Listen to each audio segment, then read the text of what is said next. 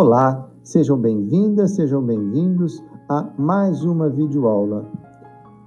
O tema da nossa aula de hoje é campo elétrico e ele está muito bem fundamentado e descrito no capítulo 22 do terceiro volume do livro Halliday, Fundamentos de Física, 10ª edição. Ao final dessa videoaula, é muito importante que você faça a leitura atenta deste capítulo.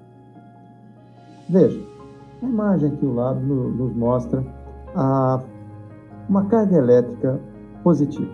Quando nós aproximamos dessa carga elétrica positiva uma outra carga elétrica, percebam, ela fica sujeita à ação de uma força de natureza elétrica, que pode ser de repulsão, quando o sinal das cargas é igual, ou atração, quando o sinal das cargas é diferente. Além disso, vejam, quando nós aproximamos uma outra carga elétrica desse conjunto, a magnitude da força que vai atuar sobre a carga elétrica de prova passa a ser governada pelo princípio da sobreposição. Passamos a ter uma força elétrica resultante sobre essa carga. Agora, vejam, como explicar que uma carga elétrica consegue sentir a presença da vizinha se não existe contato? Como explicar essa interação à distância? Buscando explicações para isso, Faraday propôs que todo corpo eletricamente carregado cria no seu entorno um campo elétrico. Um campo elétrico é uma região na qual, se eu posicionar qualquer carga elétrica ali, ela ficará suscetível à ação de uma força de natureza elétrica.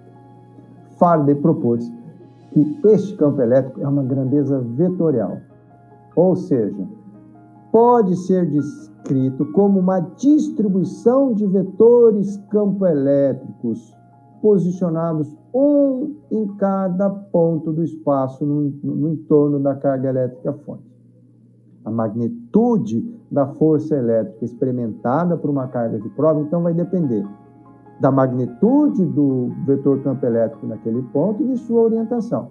Na videoaula de hoje, nós vamos aprender um pouquinho algumas de suas propriedades, dessas propriedades que eu mencionei, e vamos aprender a calcular também o campo elétrico resultante criado por uma distribuição discreta de carga. Para nós obtermos o vetor campo elétrico, nós vamos precisar fazer uso de uma pequena carga de prova. Essa carga de prova vai ser posicionada próximo a um objeto eletricamente carregado, como nessa imagem.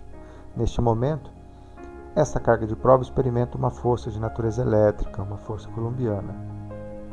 Veja, o campo elétrico, calculado neste ponto onde está localizada a carga de prova, é simplesmente a razão matemática entre o valor da força elétrica experimentada por essa carga de prova dividido pelo valor da carga de prova. Então, nesse momento, o campo elétrico passa a ser uma propriedade do ponto, que depende única e exclusivamente da proximidade com que ela está de um certo objeto que possui uma certa carga elétrica aqui. Tá. Mas como eu posso fazer para tentar imaginar, tentar visualizar este campo vetorial que está permeando essa configuração de carga elétrica? Então, para fazer isso daí, Faraday imaginou que ao redor de qualquer corpo eletricamente carregado existem linhas imaginárias que emanam das cargas elétricas positivas e terminam nas cargas elétricas negativas. Essas linhas imaginárias são chamadas de linha de campo elétrico.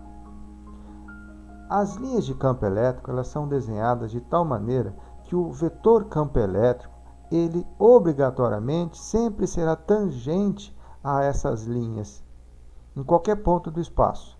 Então, mais próximo da carga, o campo elétrico ele é tangente a essas linhas, mais afastado, ele também é tangente a essas linhas, como está ilustrando aqui nessa figura.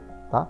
Além disso, as linhas de campo elétrico elas são desenhadas de tal maneira que quanto mais próximo nós estivermos da carga elétrica fonte, mais concentrada elas estarão. Quanto mais afastado nós tivermos de uma certa carga elétrica fonte, mais afastadas as linhas estarão umas em relação à outra. Então vamos aprender a calcular o vetor campo elétrico criado por uma certa carga elétrica fonte Q, num certo ponto P qualquer, distante da carga fonte a uma distância R, tá? Então, neste momento, veja bem, se no ponto P eu tiver uma carga de prova, essa carga de prova vai estar experimentando uma força elétrica F, dada pela lei de Coulomb, que é 1 sobre 4πε0, módulo da carga fonte, módulo da carga de prova, dividido pela distância entre essas duas cargas ao quadrado. Isso na direção do vetor unitário R. Agora, lembra, qual vai ser o sentido do vetor R? Então, se a carga fonte ela for positiva, então o vetor R ele é radial para fora. Bom? Como neste caso, como um porco-espinho. Agora, se a carga fonte ela tiver um sinal negativo, então o sentido do vetor unitário R é para dentro. Tá bom? Muito bem. Aí nós vamos lembrar que nós acabamos de passar para vocês a ideia de que o vetor campo elétrico é calculado a partir da razão matemática entre essa força coulombiana experimentada pela carga de prova dividido pelo valor da carga de prova. Tá bem? Então, veja, como nós já sabemos que a força elétrica é dada por essa expressão aqui em cima, então eu tenho que o campo elétrico é dado por 1 sobre 4πε0, carga fonte, carga de prova, dividido pela distância ao quadrado na direção de R, tudo isso aqui dividido pelo valor da carga de prova. Veja, temos carga de prova no numerador, temos carga de prova no denominador, nós vamos simplificar as cargas, ok? E aí nós temos que o campo elétrico será dado por 1 sobre 4πε0, módulo da carga fonte dividido pela distância R ao quadrado na direção de R unitário, tá? O módulo do vetor campo elétrico é dado por 1 sobre 4πε0, valor absoluto da carga fonte, dividido por R ao quadrado. Considere essa situação. Nós temos duas cargas elétricas, Q1 e Q2. Vou posicionar neste ponto uma carga elétrica de prova Q0. Vejam, neste momento, sobre a carga de prova Q0, existe nessa direção uma força elétrica de repulsão, que é a força sobre a carga de prova devido à existência da carga elétrica 1. Simultaneamente, a carga elétrica de prova também está sentindo a presença da carga elétrica Q2, a partir da existência de uma força elétrica de repulsão F, produzido pela carga sobre a carga 0 devido à existência da carga 2. Veja, neste momento, nós temos simultaneamente a ação de duas forças agindo sobre a carga de prova. Pelo princípio da sobreposição, nós teremos uma força elétrica resultante. Uma força resultante F, oriunda da soma vetorial de F01 e F02. Então, o valor da força resultante, F, é a soma de F01 com F02. Mas, veja, neste momento, se nós dividirmos os dois lados dessa equação pelo valor da carga de prova, então nós teremos força resultante dividido por carga de prova. O segundo termo dessa equação é força F01 sobre a carga de prova. O primeiro termo dessa equação é F02 dividido pela carga de prova. Pela definição de campo elétrico, força resultante dividido por carga de prova é o campo elétrico resultante sobre o ponto P, onde está a carga de prova. F01 sobre carga de prova é o valor do campo elétrico criado no ponto P pela carga 1.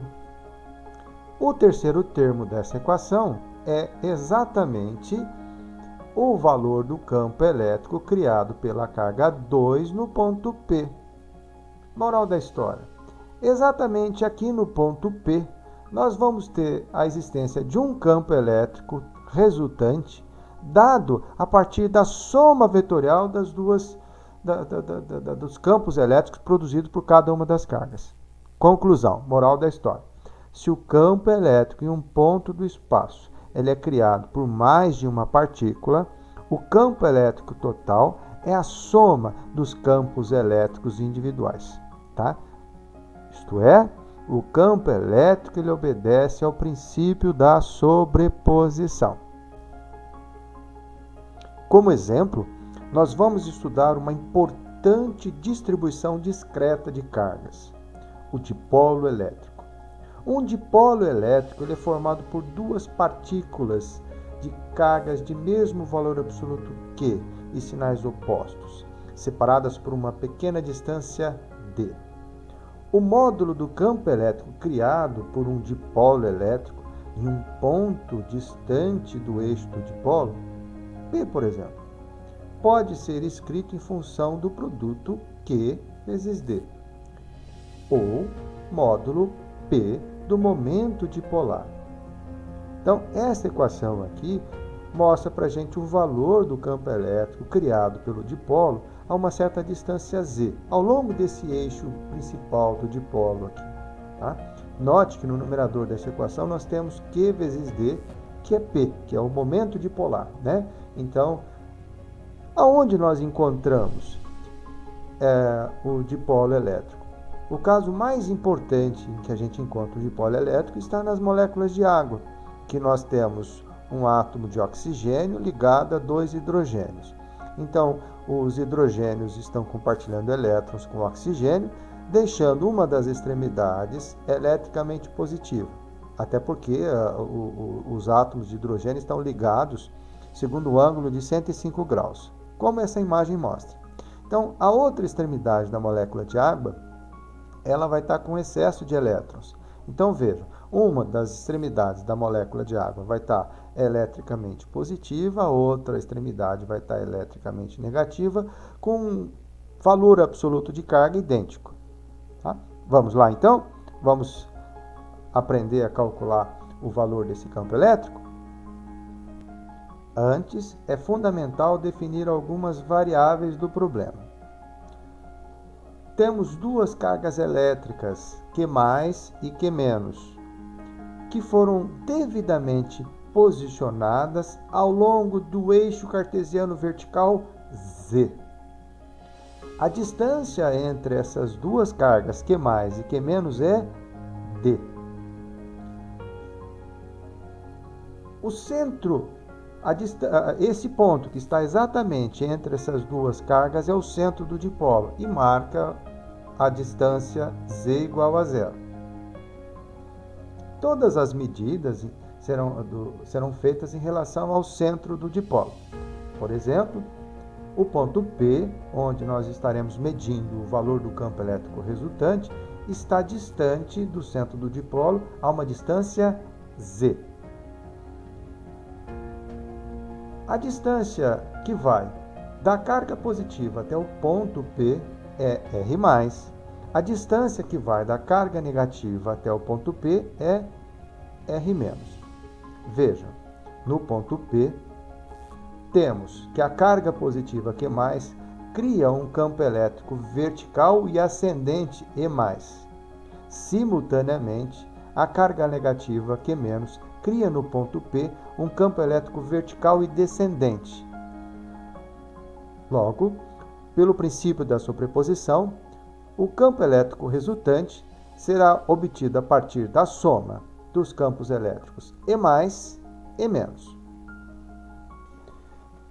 Pela equação que nós acabamos de deduzir, do cálculo do campo elétrico criado por uma carga pontual, o campo elétrico criado, então, será E+1/4 4πε0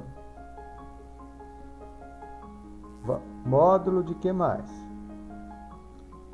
Sobre R mais ao quadrado, menos o campo elétrico E menos. O campo elétrico E menos é 1 sobre 4πε0, módulo da carga Q menos, que é Q, dividido pela distância R menos ao quadrado.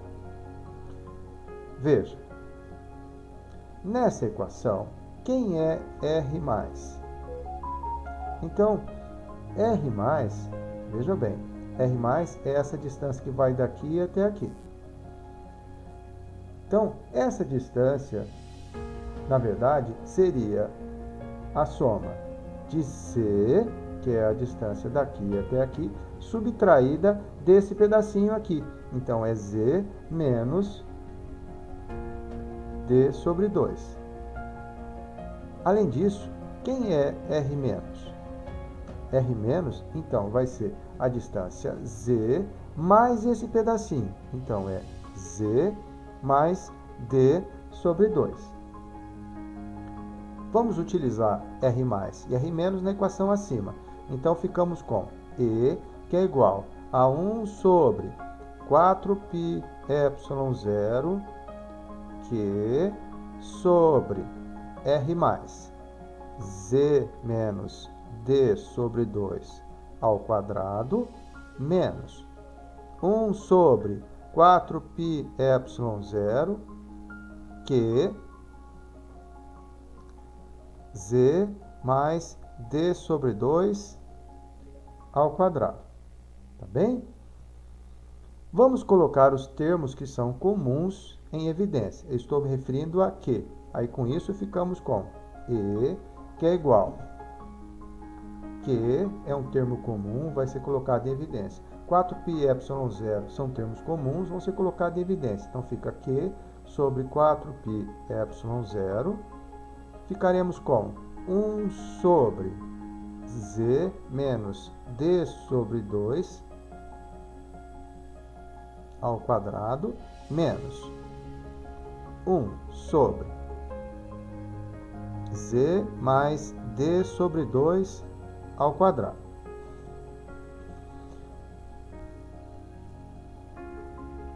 Então, E igual a Q sobre 4πε0, tá bom? 1 sobre quadrado do primeiro termo, Z quadrado, menos 2 vezes o primeiro termo, Z, vezes o segundo termo, que é D sobre 2, mais o quadrado do segundo termo, que ficaria D ao quadrado sobre 4, menos o segundo termo, quadrado do primeiro termo, Z ao quadrado, mais 2 vezes o primeiro termo, que é Z, vezes o segundo termo, que é D sobre 2, mais o quadrado do segundo termo, que é D ao quadrado sobre 4. Fechamos parênteses. E, que é igual a Q sobre 4πε0. Então, primeiro termo, 1 sobre o termo Z ao quadrado vai para fora. Isso vai acontecer tanto no primeiro termo quanto no segundo. Vamos colocar o termo Z quadrado em evidência, tá? Então, vai ficar 1 menos Z vezes D. Você tira o Z quadrado para fora, vai ficar D sobre Z. Mais D quadrado sobre 4. Você tira o Z quadrado para fora, fica D quadrado sobre 4Z quadrado. Beleza? Menos 1 sobre Vamos colocar o z quadrado em evidência aqui fora e vamos escrever os termos. Então, tirou o z quadrado, então ficou 1. 2z sobre 2 fica z vezes d. Z vezes d, tira o z quadrado para fora, fica d sobre z, mais d quadrado sobre 4, tira o z quadrado para fora, então fica d ao quadrado dividido por 4z ao quadrado. Fecha parênteses. Então, nós vamos colocar o z ao quadrado em evidência e vamos jogar lá para fora, tá bem? Note, nós vamos completar os quadrados e escrever o binômio que forma esses três termos. Vocês querem ver? Ficamos com E, que é igual Q sobre 4π epsilon 0. Os termos z's agora vão lá para fora do parênteses, junto com 4π epsilon 0. Então, eu fico com z ao quadrado. Abre parênteses, tá? Então, aqui ficaremos com 1 sobre. Então, o termo 1 menos d sobre z mais d quadrado, 4z quadrado, ele é fruto desse binômio aqui, que seria o binômio 1 menos d sobre 2z ao quadrado. A mesma coisa vai acontecer no segundo termo. 1 sobre 1 mais d sobre 2z ao quadrado. Então, isso nós fizemos a título de simplificação. Veja, se eu abrir esse quadrado perfeito, eu vou ficar com 1 menos d sobre z mais d quadrado sobre 4z quadrado no primeiro, 1 mais d sobre z mais d quadrado sobre 4z no segundo. Se eu multiplicar por z ao quadrado, esses termos, eu vou voltar nessa penúltima linha dessas equações, tá bom? Muito bem. Nós vamos agora reduzir estas frações ao mesmo denominador, ficando com a seguinte expressão. Então, E, que é igual Q sobre 4π epsilon 0 z quadrado. Então, ao reduzir as frações, nós vamos ficar, ao tirar o mínimo, vamos ficar com o produto de 1 menos d sobre 2z ao quadrado, multiplicado por 1 mais d sobre 2z ao quadrado. Então, esse produto dividido por esse termo, multiplicado por 1, sobra 1 mais d sobre 2z ao quadrado, menos esse produto dividido por esse binômio, por esse termo, sobra 1 menos d sobre 2z ao quadrado. Tá bem? Então, agora, QE, que é igual a Q sobre 4π epsilon 0, z ao quadrado. Então, agora nós vamos abrir esses quadrados perfeitos que estão lá no numerador. Tá bem? Então, ficaremos com quadrado do primeiro termo, que é 1, mais 2 vezes o primeiro termo, d sobre 2z multiplicado pelo segundo, mais o quadrado do segundo termo, d ao quadrado sobre 4z ao quadrado, menos primeiro termo ao quadrado é 1, menos 2 vezes o primeiro termo vezes o segundo, que dá 2d sobre 2c, mais o quadrado do segundo termo, que dá d ao quadrado sobre 4z ao quadrado.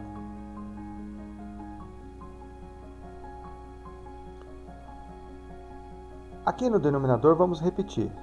1 menos t sobre 2z ao quadrado multiplicado por 1 mais t sobre 2z ao quadrado. Daqui a pouquinho nós vamos simplificar esses dois termos também, tá bem? Da seguinte maneira. Ó, faz de conta que isso aqui seja A. Faz de conta que esse aqui seja B. Então, eu tenho A menos B ao quadrado. Aqui eu tenho A mais B ao quadrado. Aí eu vou ter que lembrar que toda vez que eu tenho o binômio A menos B ao quadrado multiplicado por A mais B ao quadrado, isso aqui é exatamente igual a A ao quadrado menos B ao quadrado. Tá bem? Então, agora nós vamos fazer as respectivas multiplicações dos termos lá em cima e fazer as simplificações. Ficaremos, então, com E, que é igual a Q sobre 4πε0 z quadrado. Abre parênteses. Tá? Menos vezes mais 1 dá menos 1. Tá? Então, mais 1. Menos 1 simplifica. Tá bom? Menos vezes menos dá mais. Então, nós vamos ter 2. Ó, então, aqui eu tenho 2. 2 simplifica. Tá? Então, eu passo a ter d sobre z, mais d sobre z. Então, vai ficar 2d sobre z. Aí, eu tenho d quadrado sobre 4z quadrado, menos vezes mais, menos d quadrado sobre d quadrado. Então, esse termo desaparece também, ele é simplificado. Tá bem? E aí, no denominador da expressão, utilizando a propriedade acima, então, vai ficar com 1 ao quadrado menos d ao quadrado sobre 4z ao quadrado. Esse 4 simplifica com esse 2. E observe que aqui nós temos uma divisão de fração, d sobre z com z quadrado. Então, vamos ficar com z ao cubo no denominador. E aí, a nossa expressão passa a ser simplificada da seguinte maneira. O campo elétrico passa a ser Q sobre 2πε0 z ao cubo d sobre 1 ao quadrado é 1 menos d sobre 2z ao quadrado.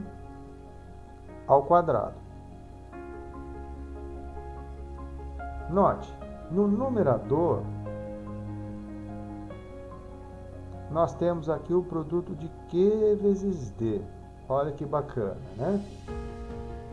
Além disso, como nós já mostramos, o produto de Q vezes D, para nós é P, que é o momento dipolar, é o momento de dipolo, tá?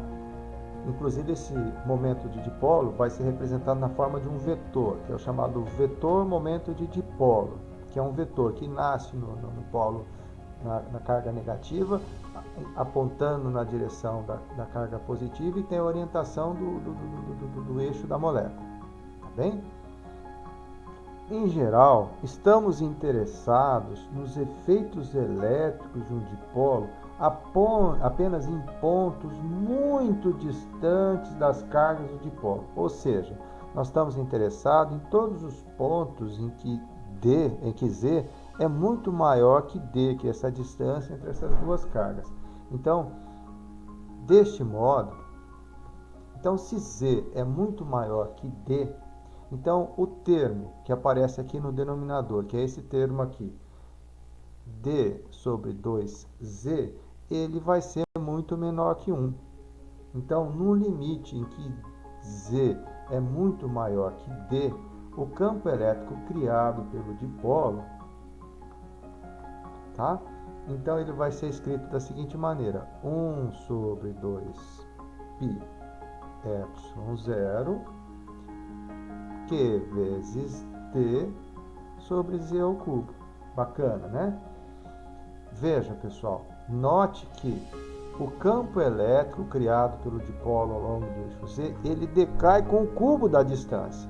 Por quê? Porque neste pontinho, a todo momento, você tem a ação de dois campos concorrentes. Um que aponta para cima devido à carga a mais e o outro que aponta para baixo devido à carga a menos. Tá? Então, quando nós formos escrever isso de forma vetorial, então Q vezes D passa a ser o vetor P. Então, o vetor P, então, é um vetor cujo módulo é Q vezes D e ele vai apontar na direção do nosso vetor unitário, tá? Que nesse caso aqui é o vetor unitário K, tá bem? Então, pessoal, o vetor campo elétrico criado pelo dipolo, então passa a ser 1 sobre 2 π epsilon 0 P sobre Z ao cubo na direção de K. Daí, nós acabamos de demonstrar o campo elétrico criado pelo dipolo, essa importante distribuição de carga. Na próxima aula, nós vamos aprender como calcular o campo elétrico criado por uma distribuição contínua de carga, como um anelzinho, por exemplo. Até lá!